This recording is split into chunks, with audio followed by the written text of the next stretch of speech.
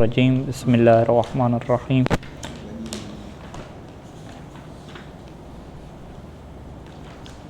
سورہ الانشقاق ہے، اس کی 25 آیات ہیں، 25 آیہ، اور یہ 25 آیات اس کی مکی ہیں، یعنی مکہ میں یہ سورہ نازل ہوئی ہے پوری کی پوری۔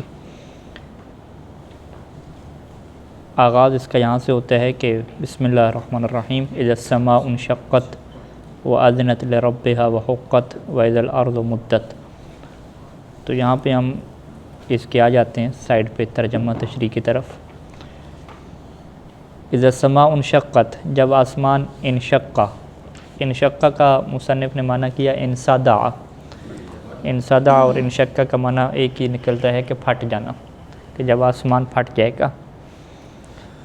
وعن علی علیہ السلام، اور علی علیہ السلام سے یہ روایت ہے، یعنی امیر المومنین علی بن ابی طالب علیہ السلام سے یہ روایت ہے کہ تنشق من المجرۃ، یہ لفظ مجرہ ہے، مجرہ میں جو را ہے وہ شد کے ساتھ ہے، کہ تنشق کو کہ آسمان جو ہے وہ پھٹنا کہاں سے شروع ہوگا، من المجرہ سے، کہکشاں سے۔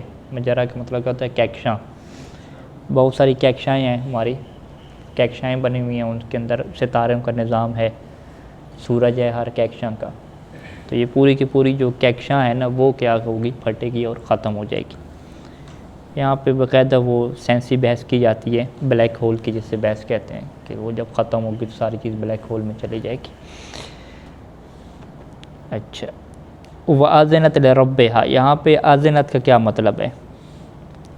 تو آذنت کا مطلب مصنف یہ کرتے ہیں کہ استمعت وانقادت لارادتہ۔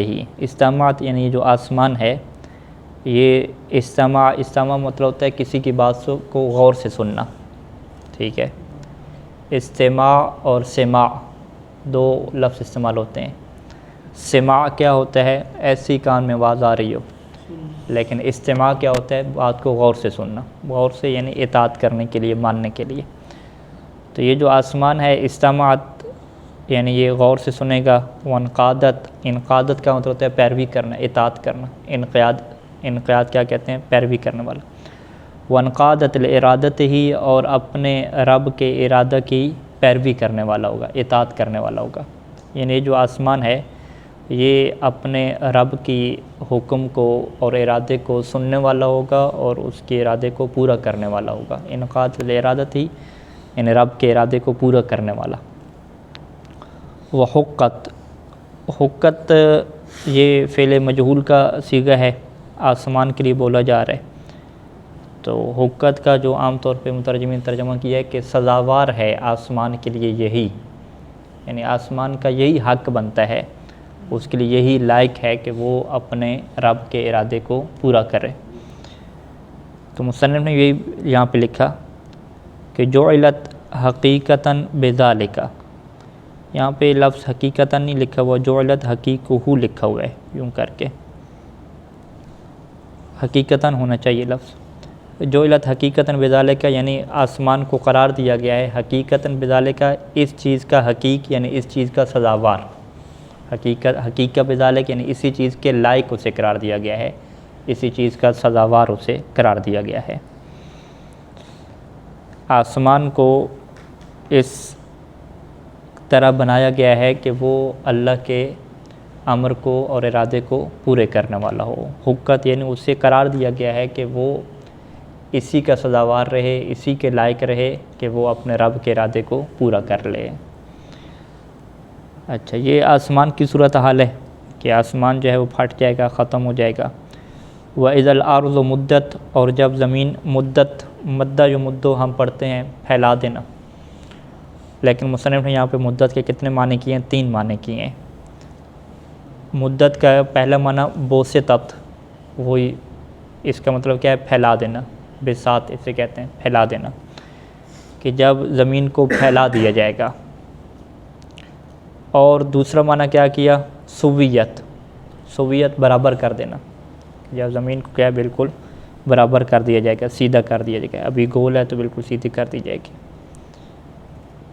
اچھا، تیسرا معنی کیا ہے کہ اوزیدہ فی سعتہا، کہ زمین کی جو وسعت ہے اس میں اضافہ کر دیا جائے گا، یعنی ابھی چھوٹی زمین ہے، اس کے اندر تھوڑے لوگ آتے ہیں، تھوڑی چیزیں ہیں، تو اب اس کو وسیع کر دیا جائے گا۔ وسیع کیسے کیا جائے گا؟ یعنی کیا اس کے اندر مزید کوئی اور چیز شامل کی جائے گی تاکہ یہ بڑی ہو جائے؟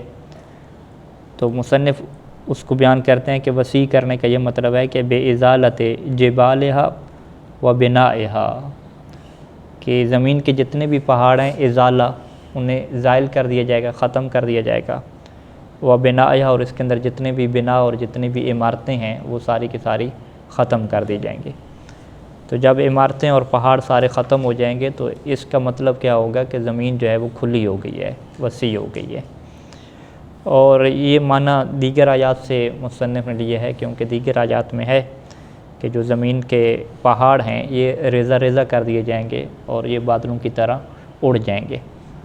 تو اس کا مطلب کیا ہے کہ زمین کے اندر سے پہاڑ ختم ہو جائیں گے۔ جب زمین کے اندر سے پہاڑ ختم ہو جائیں گے تو پھر زمین کیا ہو جائے گی؟ مدت، وَإِذَا الْأَرْضُ مدت، یعنی زمین پھر وسیع ہو جائے گی، کھلی ہو جائے گی۔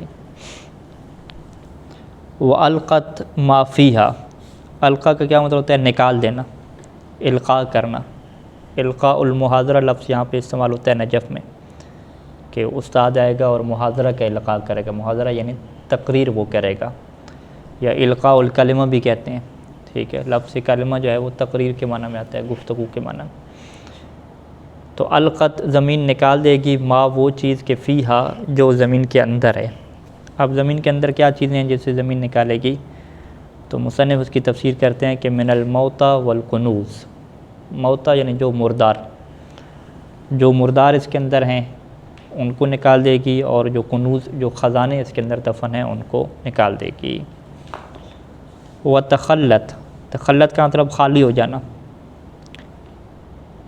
خلت غایت الخلو عنہ، خلت یعنی خالی ہو جائے گی۔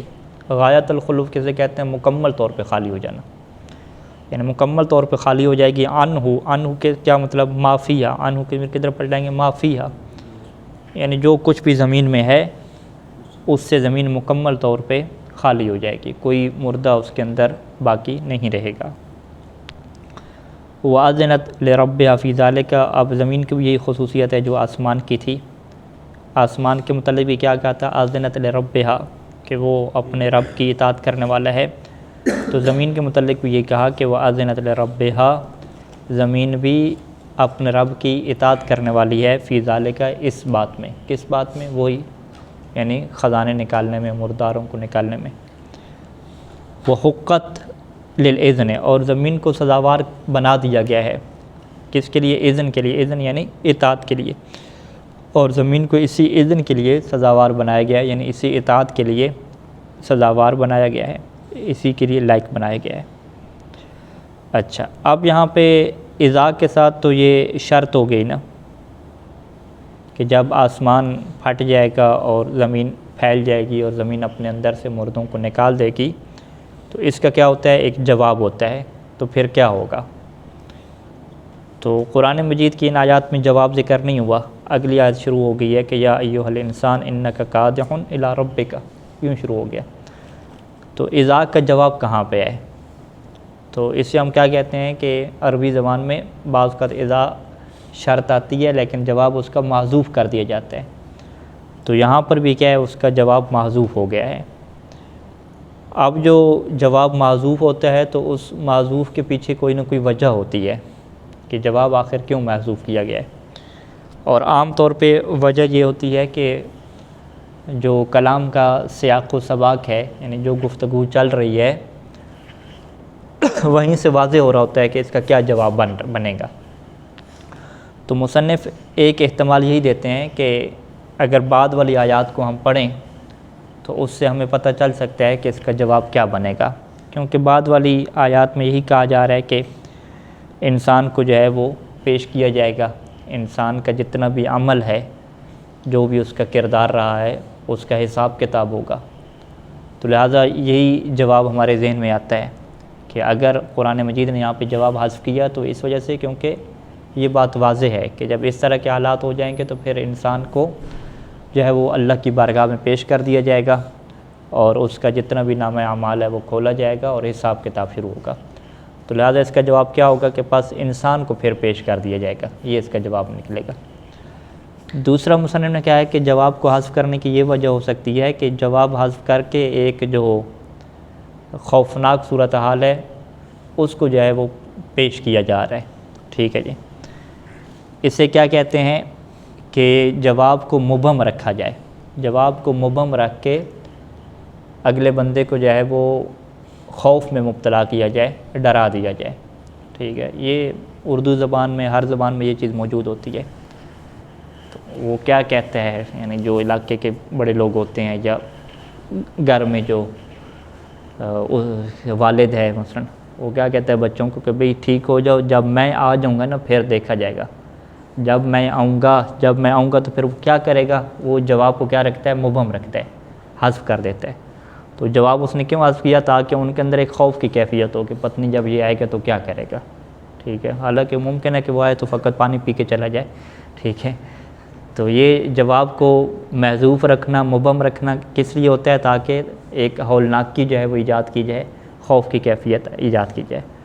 تو لہٰذا یہاں پہ بھی اللہ تعالیٰ نے یہی کہا کہ جب آسمان پھٹ جائے گا اور زمین کیا ہے پھیل جائے گی، اس کے بعد کیا ہوگا؟ جواب محذوف ہے، مبہم رکھ دیا گیا تاکہ انسان جو ہے وہ متوجہ ہو جائے، سنبھل جائے اور اس کے اندر ایک خوف کی کیفیت پیدا ہو جائے۔ تو یہی کہتے ہیں مصنف وحذف جواب اذا، وحذف جواب اذا، اذا کا جواب کیا ہو گیا؟ حذف کر دیا گیا۔ حذف کرنے کی پہلی وجہ کیا ہے کہ تحویلاً بالابہام ہے، کہ ابہام کے ذریعے سے تحویل مقصود ہے، ٹھیک ہے۔ تحویل کسے کہتے ہیں؟ ہولناکی، ڈرانا، ٹھیک ہے، کہ جواب کو مبہم رکھ کے خوف کو پیدا کرنا، یہ مقصود ہے۔ او لدلالت ما بعدہ علیہ، یا اس وجہ سے جواب کو محذوف رکھا کہ لدلالت ما بعدہ علیہ، کہ جو بعد والے جملے ہیں وہ دلالت کر رہے ہیں علیہ، اسی جواب کے اوپر، اور وہ جواب کیا بنتا ہے؟ اے لقی الانسان عملہ، کہ جب انسان اپنے عمل سے ملاقات کرے گا، کہ جب انسان کے سامنے اس کا عمل آ جائے گا، تو یہ جواب کیا بنے گا؟ یعنی پھر پوری عبارت کیسے ہو جائے گی کہ جب آسمان پھٹے گا اور زمین پھیلا دی جائے گی تو جواب کیا ہوگا کہ انسان اپنے عمل سے ملاقات کرے گا۔ تو یہ جواب کیا ہے، کہاں سے سمجھ آتا ہے؟ بعد والی آیات سے، وہ یہ والی آیات ہیں کہ یا ایھا الانسان انک کادح، کیا انسان تو کادح ہے۔ کادح کا کیا مطلب ہے؟ یعنی جاہد فی عملک، کہ تو اپنے عمل میں کوشش کرنے والا ہے۔ الی ربک، کب تک کوشش کرنے والا ہے؟ اپنے رب تک۔ رب تک کوشش کرنے والے کا کیا مطلب ہے؟ تو رب تک کا مطلب کیا ہے کہ الی وقت لقائہ، یعنی اپنے رب سے ملاقات کے وقت تک۔ رب سے ملاقات کے وقت سے کیا مراد ہوتی ہے؟ وہو الموت، موت، ٹھیک ہے۔ یعنی موت تک اے انسان تو اپنے عمل میں کوشش کرنے والا ہے، موت تک جتنا عمل کرنا ہے کر لے۔ انک کادح کدحن، یہ پوری عبارت یوں بنے گی، کدحن مفعول مطلق جسے کہتے ہیں کہ تو کوشش کرنے والا ہے۔ فملاقی ہے، پس تو کیا ہے؟ اس سے ملاقات کرے گا، یعنی اے رب کا کس سے ملاقات کرے گا؟ ملاقی ہے ہی جو ضمیر ہے اس کے متعلق مصنف نے پہلے نمبر پہ کیا کہا؟ اے رب کا، کہ تو اپنے رب سے ملاقات کرے گا، ٹھیک ہے۔ اور یہ ظاہر عبارت بھی یہی ہے کیونکہ پہلے الی رب کا، رب کا ذکر ہو رہا ہے، تو ملاقی ہے کی ضمیر بھی کدھر پلٹے گی؟ رب کی طرف پلٹے گی۔ دوسرا معنی کے اعتبار سے ایک معنی کیا کہ اے رب کا او کدح کا، کہ تو ملاقات کرے گا کدح کا، یعنی اپنی کوشش سے۔ کوشش سے ملاقات کرنے کا کیا مطلب ہے؟ یعنی اے جزاءہ، یعنی جو تو نے کوشش کی ہے اس کی جزا سے کیا ہے؟ ملاقات کرے گا۔ یعنی فملاقی ہے، یعنی تو اپنے رب کی ملاقات تک عمل کر لے، کوشش کر لے، فملاقی ہے، پس تو اسی کوشش کو پا لے گا، یوں کہ اس کا ترجمہ ہو جائے گا۔ پھر اسی کوشش کو پا لے گا دوسرے احتمال کے مطابق، اور اپنے رب کی ملاقات کر لے گا یہ پہلے احتمال کے مطابق۔ فَأَمَّا مَنْ أُوتِيَ كِتَابَهُ، جس کو اس کی کتاب دی جائے گی۔ کتاب سے مراد کیا ہے؟ صحیفۃ عمل ہی، اس کے عمل کا صحیفہ، جس کا ترجمہ کیا کرتے ہیں؟ نامہ اعمال۔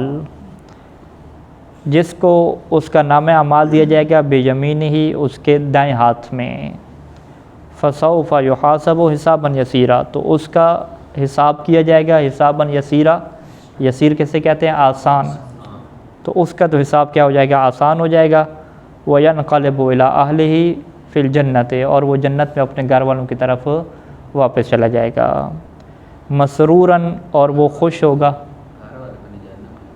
ہاں وہ جو ہوں گے جنت میں گھر والے اس کے، ٹھیک ہے، مسروراً خوشی خوشی، ٹھیک ہے، جو بچیں گے کوئی تو ہوگا نا، پورا خاندان تو آپ نہ ڈالیں، ہاں سارے گھر والے، مسروراً بما اوتیا، یعنی یہ مسرور ہوگا، خوشی کے ساتھ ہوگا جو اسے عطا کیا جائے گا، وَأَمَّا مَنْ أُوتِيَ كِتَابَهُ وَرَاءَ ظَهْرِهِ، لیکن جس کو کتاب اور نامہ اعمال دیا جائے گا اس کی پشت کے پیچھے سے، وراء ظہری، اب پشت کے پیچھے سے نامہ اعمال دینے کا کیا مطلب ہے؟ تو مصنف اس کے لیے قیلہ کا لفظ استعمال کرتے ہیں۔ قیلہ کا لفظ کہاں پہ استعمال ہوتا ہے؟ کہ جب وہ جو قول ہے مصنف اس کو نہ اپنانا چاہ رہے ہوں، اور وہ یوں کہنا چاہ رہے ہوں کہ قیلہ کہا جاتا ہے، ٹھیک ہے، کہا جاتا ہے، یعنی آپ کیا کہتے ہیں؟ کہتے ہیں نہیں میں کچھ نہیں کہتا، کہا جاتا ہے، یعنی اس کا مطلب کیا ہوتا ہے؟ قیلہ کی تعبیر اس بات کے ضعیف ہونے کو بیان کرتی ہے کہ یہ جو بات ہے وہ کمزور ہے۔ قیلہ کہا گیا ہے کہ تغل یمناہ الی عنقہ، یہ تفسیر کس کی کر رہے ہیں؟ کہ پشت کے پیچھے سے نامہ اعمال دینے کا کیا مطلب ہے؟ قیلہ کہا گیا ہے کہ تغل یمناہ الی عنقہ، یمنا کسے کہتے ہیں؟ دائیں ہاتھ کو، تغلو کیا ہے؟ باندھ دینا، کہ اس کا دایاں ہاتھ اس کی گردن کے ساتھ باندھ دیا جائے گا، وَتُجْعَلُ شِمَالُهُ، اور اس کا جو بایاں ہاتھ ہے وہ قرار دیا جائے گا، اسے رکھا جائے گا، وراء ظہرہ، اس کی پشت کے پیچھے، دایاں ہاتھ گردن کے ساتھ باندھ دیا اور بایاں ہاتھ کہا کہ تم پشت کے پیچھے کر لو، وَيُؤْتَ كِتَابُهُ بِهَا، پھر اس کا جو نامہ اعمال ہے اسی بائیں ہاتھ میں کہہ دیا جائے گا۔ تو اس تعبیر کو قرآن نے کیا استعمال کیا؟ کہ ان کو نامہ اعمال پشت کے پیچھے سے دیا جائے گا، ٹھیک ہے جی۔ اب یہ انہوں نے قیلہ کے ساتھ کیا پشت کے پیچھے سے دینے کا یہ ایک مطلب ہو سکتا ہے، ٹھیک ہے۔ اب یہ قیلہ والے کی وجہ کیا ہے؟ کیونکہ دیگر آیات میں ہے کہ جب اس کو دائیں ہاتھ میں مل رہا ہے تو ان کو کس میں ملنا ہے؟ بائیں ہاتھ میں ملنا ہے، تو بائیں ہاتھ کو پشت کے پیچھے لے کر جانا پڑے گا، ٹھیک ہے۔ پھر دائیں ہاتھ کدھر ہوگا؟ تو اس نے دائیں ہاتھ کو باندھ دیا، اس نے کہا دائیں ہاتھ کو تو پہلے باندھو نا بھائی، اس میں تو نہیں دینا، ٹھیک ہے۔ تو دائیں ہاتھ کو باندھ دیا، بائیں کو کھلا رکھا، اور قرآن نے کیا ہے؟ پشت کے پیچھے سے دینا ہے، تو بائیں ہاتھ کو بھی کدھر لے گئے؟ پشت کے پیچھے سے لے گئے۔ تو یہ قرآن کی مختلف آیات سے سمجھ آ رہا ہے کہ یہ کیفیت ہوگی۔ اچھا، اب جب اس کو نامہ اعمال یوں دیا جائے گا تو فسوف یدعو ثبورا، تو پس وہ عنقریب پکارے گا، کون سا لفظ پکارے گا؟ صبورا۔ صبورا کیا مطلب؟ ہلاکن، وہ کیا کہے گا کہ برباد ہو گیا، ہلاک ہو گیا، قائلاً، اور یوں کہہ رہا ہوگا واہ صبورا، ٹھیک ہے جی، ہے ہلاکت، ہے بربادی۔ وَيَصْلَى سَعِيرًا، سعیر کسے کہتے ہیں؟ آگ، یصلا جلس جانا، آگ میں جل جانا، وَيَصْلَى سَعِيرًا، اور وہ آگ میں جلسے گا۔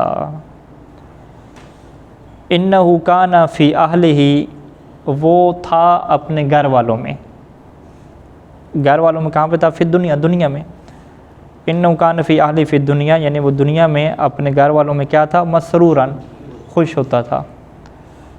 مسروراً کا کیا ترجمہ کیا ہے؟ ناعماً بشہواتہ فلا یہمہ امر الآخرۃ، ناعماً یعنی خوشگوار ہونا، ناعمہ کا مطلب کیا ہوتا ہے؟ خوش ہونا، تر و تازہ ہونا، کہ وہ اپنی لذتوں اور شہوات کے ذریعے سے خوش ہوتا تھا، فلا یہمہ امر الآخرۃ، اس کے لیے آخرت کا جو معاملہ ہے وہ مہم ہی نہیں تھا، وہ مہم ہی نہیں تھا آخرت کا معاملہ، یعنی وہ کہتا تھا آخرت کو چھوڑیں جی، دیکھی جائے گی کیا ہے، یعنی اس کو اہمیت ہی نہیں دیتا تھا۔ انہ ظن، وہ یہ گمان کرتا تھا کہ ان لن یحورا، یحورا کیا مطلب؟ یعنی لن یرجع الی ربہ، کہ وہ اپنے رب کی طرف پلٹ کے ہی نہیں جائے گا، گویا کہ یہ سمجھ رہا ہے کہ اس نے مرنا ہی نہیں ہے۔ بلا کیا مطلب یرجع الیہ، کہ ہاں اس نے اپنے رب کی طرف پلٹ کے جانا تھا۔ ان ربہ کان بہ بصیرا، اس کا جو رب ہے وہ بہی اس کو جانتا تھا۔ بہی کا کیا مطلب ہے؟ مصنف کیا کہتے ہیں؟ عالماً باعمالہ، یعنی اللہ اس کے اعمال کو جاننے والا تھا۔ فیجازیہ بہا، پس وہ جو اللہ ہے اسے جزا دے گا بہا ان اعمال کی۔ فلا اقسم بالشفق، پس میں قسم کھاتا ہوں کہ اس کی شفق کی۔ یہاں پہ لا کیا ہوتا ہے؟ زائدہ ہوتا ہے، یہ پہلے بھی گزری تھی، لا کا نہیں میں ترجمہ نہیں کرتے، ٹھیک ہے جی۔ شفق کی قسم کھاتا ہوں۔ شفق کسے کہتے ہیں؟ حمرۃ الافق الغربی بعد غروب الشمس، حمرہ سرخی، افق غربی، غربی افق کی جو سرخی ہے۔ لفظ افق کا کیا مطلب ہوتا ہے؟ جب آپ دیکھتے ہیں تو جہاں پہ زمین اور آسمان مل رہے ہوتے ہیں اس جگہ کو کیا کہتے ہیں؟ افق کہتے ہیں، کہ جی زمین اور آسمان آپس میں مل رہے ہیں۔ تو وہاں سے آپ کیا دیکھتے ہیں کہ سورج طلوع ہو رہا ہے، تو جب غروب سورج ہو جاتا ہے وہاں سے، غروب ہونے کے بعد وہاں پہ کیا ہوتی ہے؟ سرخی آ جاتی ہے۔ اسی سرخی کی کیا ہے؟ قسم کھائی ہے کہ جب یہ سرخی ختم ہو جاتی ہے یا سرخی وہاں پہ باقی رہتی ہے اور جو اوپر آسمان، جو وسط آسمان ہے وہاں پہ تھوڑی سی تاریکی بن جاتی ہے، تو پھر نماز مغرب کا ٹائم بھی ہو جاتا ہے۔ تو اسی سرخی کی کیا قسم کھائی ہے قرآن نے، کہ غربی جو افق ہے اس کی جو سرخی ہے بعد غروب شمس سے، جو سورج غروب ہونے کے بعد ہوتی ہے، اس کی قسم کھائی۔ واللیل، اور رات کی قسم کھائی، یعنی مجھے قسم ہے شفق کی اور رات کی، وما، اور اس چیز کی، واسقہ، جس کو رات کیا کرے؟ واسقہ کر دے۔ واسقہ کا مطلب مترجمین نے کیا ہے؟ ڈانپ دے، یعنی جس چیز کو رات کیا ہے؟ ڈانپ دیتی ہے۔ تاریکی جب چھا جاتی ہے گھروں کے اوپر، درختوں کے اوپر، تو گویا کہ رات نے اس چیز کو اپنے اندر ڈانپ دیا ہے، اس کے اوپر آ گئی ہے، جیسے کہ ایک کپڑا کیا ہے کسی چیز کے اوپر رکھ دیتے ہیں۔ مصنف واسقہ کا مطلب کیا کرتے ہیں کہ ما جمعہ و ضمہ، یعنی وہ چیزیں کہ جس کو رات جمع کر لیتی ہے، ضمہ اور اپنے ساتھ ملا لیتی ہے، ٹھیک ہے جی۔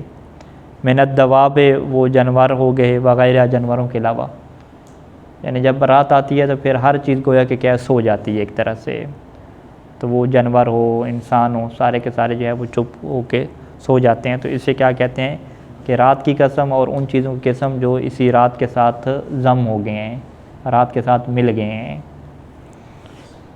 والقمر، اور چاند کی قسم اذا اتسق، اتسق کا مطلب مترجمین نے کیا کیا ہے کہ چاند کی قسم کہ جب پورا ہو جائے۔ تو مصنف یہ ترجمہ کر رہے ہیں اتسق کا کہ اجتمع و تم، تم کا کیا مطلب؟ پورا ہو جانا۔ چاند کا اجتماع ہو جائے۔ چاند کا اجتماع کیا مطلب؟ یعنی جتنے بھی اس کے ٹکڑے ہیں، آدھا چاند، پورا چاند، سارے کا سارا مل جائے گا، جمع ہو جائے گا، تو اسے کیا کہتے ہیں؟ تمہ، یعنی پورا چاند ہو جائے۔ پورے چاند کو کیا کہتے ہیں؟ بدر کہتے ہیں نا، 14ویں کو جو چاند ہوتا ہے۔ لترکبن، یہ قسمیں کھانے کے بعد اللہ تعالیٰ کیا فرماتا ہے کہ لترکبن طبقا عن طبق، ترکبن، ترکب ہے نا لفظ، ترکبو، ٹھیک ہے، ترکبون، اصل میں ترکبون ہے، جمع کا صیغہ ہے نا، ٹھیک ہے۔ تو واو کیا ہے؟ اس کی گر گئی، واو گر گئی اور ضمہ اس کا باقی رہا، اور نون تاکید لگی۔ ترکب کیا مطلب ہوتا ہے؟ سوار ہونا، ٹھیک ہے۔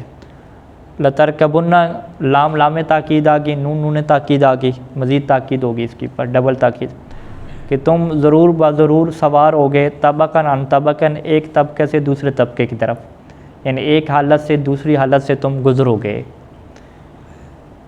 ضرور بضرور تم ایک حالت سے دوسری حالت سے گزرو گے، ایک حالت سے دوسری حالت میں جاؤ گے۔ مصنف طبقاً کیا تفسیر کرتے ہیں؟ حالاً بعد حالاً، کہ ایک حال سے دوسری حال کے بعد تم گزرو گے۔ مطابقتاً لہا فی الشدۃ، اور یہ جو حالات ہیں وہ مطابق ہوں گے، لہا کس کے مطابق ہوں گے؟ یعنی موت کے مطابق ہوں گے، فی شدت، سختی میں۔ وہی الموت، اور اس سختی سے مراد کیا ہے؟ موت ہے۔ یعنی تم ایک حال سے دوسرے حال پہ جاؤ گے، یعنی تم سب جو ہے وہ موت کی سختی سے کیا گزرو گے، یہ اس کا کیا ایک مطلب ہے، موت کی سختی سے گزرو گے۔ اور وہ مواقف القیامت و احوالہا، اور قیامت کے جو مواقف ہیں، واقفہ سے موقف کھڑے ہونے کی جگہ، اور قیامت کے مواقف یعنی قیامت میں انسان جن جن جگہوں پہ کھڑا ہوگا، حشر کا میدان ہو گیا، پل صراط ہو گیا، باقی جو جگہیں ہو گئیں، وہ احوالہا، اور قیامت کی ہولناکیاں، ہولناکی کسے کہتے ہیں؟ خوفناک جو صورتحال ہوتی ہے۔ تو یہ ترکبن طبقاً طبقاً کا کیا مطلب ہو گیا کہ تم موت کی شدت سے لے کر قیامت کے جو مختلف مقامات ہیں اور اس کی ہولناکی ہیں، اس سے تم کیا ہے گزرو گے۔ یہ اس کا کیا ایک مطلب ہو گیا۔ امام صادق علیہ السلام کی روایت میں اس کا ایک اور مطلب بھی بیان کیا گیا ہے۔ وعن صادق علیہ السلام، امام صادق علیہ السلام سے ہے کہ لترکبن سنن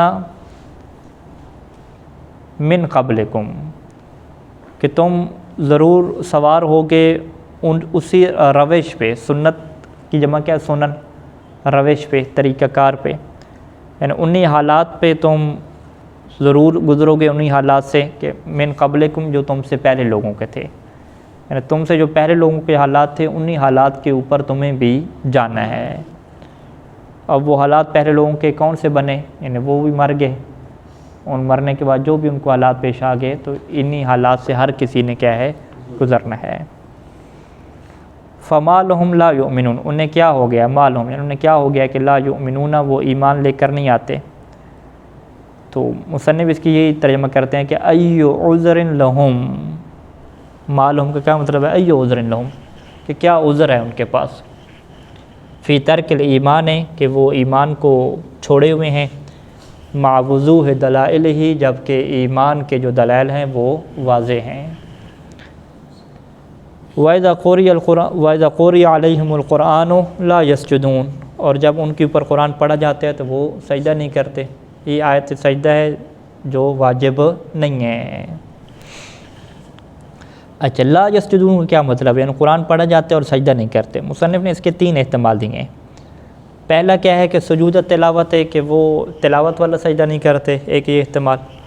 دوسرا لا یسجدون کا کیا مطلب ہے کہ لا یصلون، وہ نماز نہیں پڑھتے۔ تیسرا لا یسجدون کا کیا مطلب ہے؟ لا یخضعون، کہ وہ اطاعت نہیں کرتے۔ ٹھیک ہے جی، تو یہ لا یسجدون کے کیا ہو گئے؟ 3 معنی ہو گئے۔ پہلا تو چلیں سجدے والا وہ اس کے مطابق جا رہا ہے کہ سجدہ نہیں کرتے۔ دوسرے جو ہے وہ تھوڑا سا ہٹ کے ہیں، یعنی سجدہ نہیں کرتے مطلب نماز نہیں پڑھتے، سجدہ نہیں کرتے اطاعت نہیں کرتے، تو وہ پھر کنایا ہو جائے گا۔ سجدہ نہیں کرتے یعنی نماز نہیں پڑھتے، یعنی آپ بے نمازی کو جیسے کہتے ہیں کہ بھئی یہ اپنے رب کو سجدہ نہیں کرتا، ٹھیک ہے، اور رب کو سجدہ نہیں کرتا مراد کیا ہوتی ہے کہ یہ نماز نہیں پڑھتا۔ تو لہٰذا لا یسجدون کی تعبیر قرآن نے استعمال کی، تو مطلب کیا ہے کہ ان کو یہ کہنا ہے کہ یہ رب کو سجدہ نہیں کرتے، نماز نہیں پڑھتا۔ اور بعض کا آپ معصیت کار کے لیے یہ کہتے ہیں کہ یہ رب کے سامنے جو ہے وہ سجدہ نہیں کرتا یعنی اطاعت نہیں کرتا، معصیت کرتا ہے۔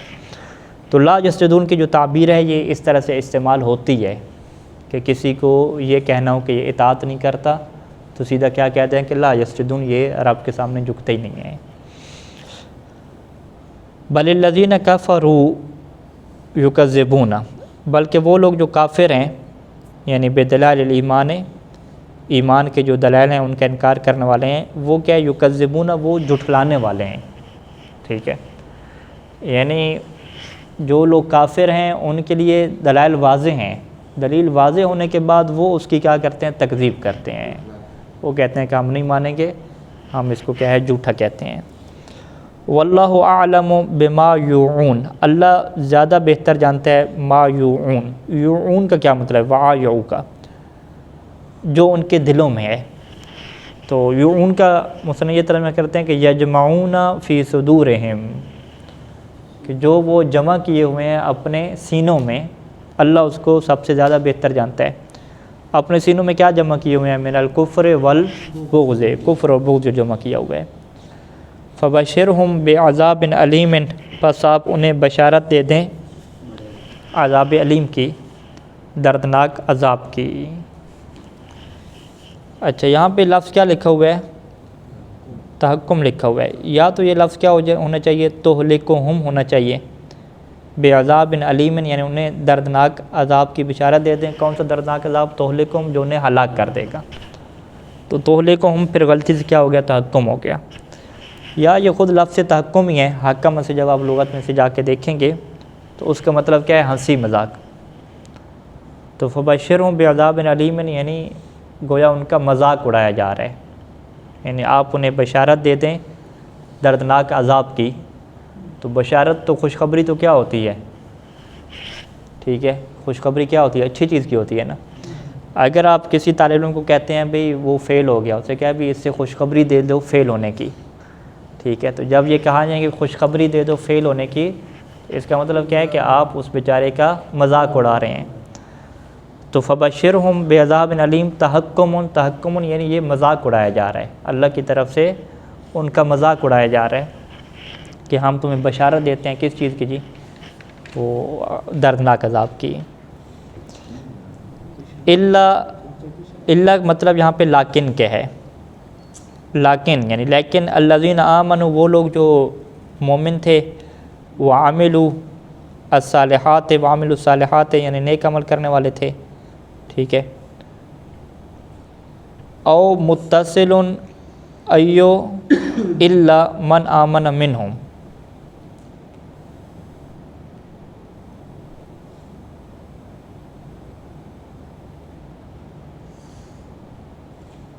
ہاں او متصل، ٹھیک ہے. اے الا من آمن منہم، یا تو یہ کیا ہے؟ متصل ہے، یعنی الا جو ہے وہ یہ لیکن کے معنی میں ہے، یا جو ہے یہ او متصل.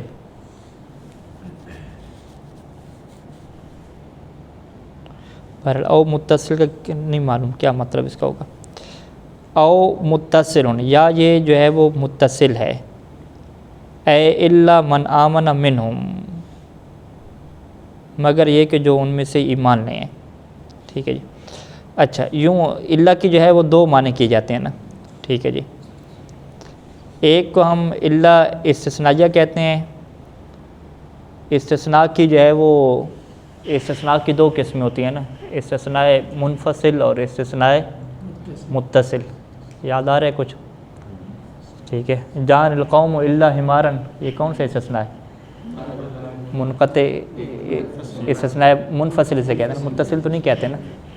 کہ جب الا کے بعد جو ہے وہ ما قبل میں داخل نہ ہو تو وہ کیا ہوتا ہے؟ منقطع ہوتا ہے، ٹھیک ہے. تو یہاں پہ الا کا جو پہلا معنی ہے نا، وہ اگر آپ لیکن کا معنی کرتے ہیں، لیکن کا، تو وہ پھر الا کیا ہو جائے گا؟ منفصل ہو جائے گا. یعنی جب یہ آپ جملہ بولتے ہیں کہ میرے پاس قوم آئی سوائے گدھے کے، تو سوائے گدھے کے آپ گویا کہ لیکن کہنا چاہ رہے ہیں کہ قوم آ گئی لیکن جو گدھا ہے وہ نہیں آیا، یعنی آپ اسے منفصل رکھنا چاہ رہے ہیں، ٹھیک ہے. تو جب قرآن نے یہ کہا کہ ان کو عذاب علیم کی بشارت دے دیں سوائے ان لوگوں کے جو اہل ایمان ہیں اور نیک عمل کرتے ہیں، تو سوائے وہ لوگ جو اہل ایمان اور نیک عمل کرتے ہیں تو وہ ان میں داخل ہی نہیں تھے. وہ لوگ تو کافر تھے، تکذیب کرنے والے تھے، تو ان میں اہل ایمان تو داخل ہی نہیں تھے. لہذا یہاں پہ الا کیا ہے؟ منفصل ہے. الا جو یہاں پہ استعمال ہوا ہے وہ منفصل ہوا ہے.